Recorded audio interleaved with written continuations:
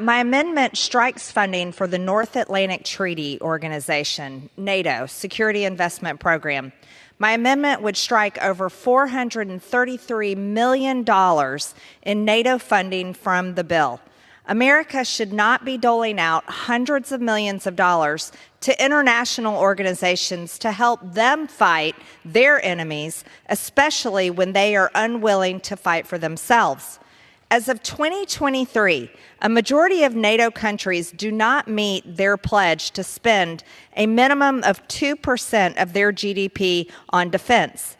The United States has been financing and promising to defend NATO countries for decades and paying more than its fair share, all while countries like Germany fail to fulfill their NATO obligations. European countries could and should be stepping up their financial contributions to ensure the security of NATO. Instead, they prefer the U.S. taxpayer to foot the bill, and if the time comes for American service members to die for them. Our continued involvement in NATO only undermines the security of our nation because it embroils the United States in other countries' military entanglements, even if the United States has no direct interest.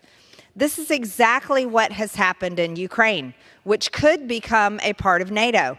Billions of American taxpayer dollars go to the corruption capital of the world, and the sanctions placed on Russia end up actually hurting Americans. As long as we remain a member of NATO, the United States will continue to function as the military ATM of European countries at the expense of our own citizens, putting our own national security and our economy at risk.